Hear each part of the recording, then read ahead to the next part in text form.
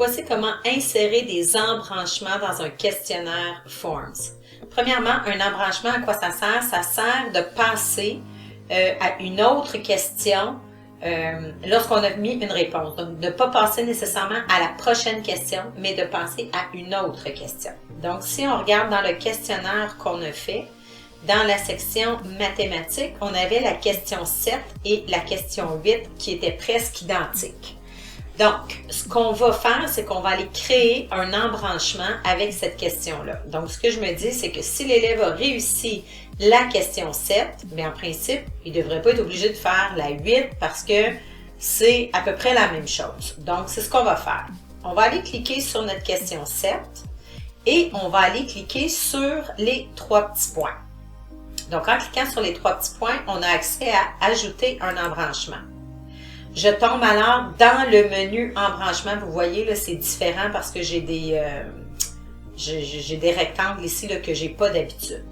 Donc, ici, c'est ma bonne réponse. Donc, si l'élève a la bonne réponse, on va attendre, on va voir ce qu'on va faire tantôt. Ici, l'élève n'a pas la bonne réponse, donc je veux, s'il sélectionne ça comme choix, je veux qu'il passe à la question suivante pour aller vérifier si c'est juste une erreur ou s'il ne comprend pas.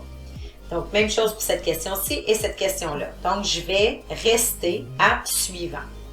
Par contre, pour la question, pour la première réponse, 219 quarts, je ne veux pas qu'il aille faire la question 8. Donc, je vais cliquer sur la flèche ici et je vais lui dire, non, tu t'en vas pas à la question 8, tu vas t'en aller à la question 9.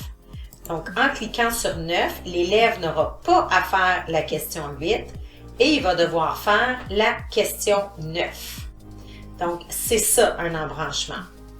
Donc, ce que ça fait, c'est que ça permet d'aller ajouter des questions pour vérifier la compréhension de l'élève. Mais si l'élève a compris, on n'est pas obligé de se faire l'exercice 5-6 fois. Il a compris, on passe à un autre appel à ce moment-là. Pour sortir du mode embranchement, c'est simple, on a juste à aller cliquer sur la flèche précédente ici et on revient à notre questionnaire. Donc, c'est la façon d'utiliser des embranchements dans un questionnaire Forms.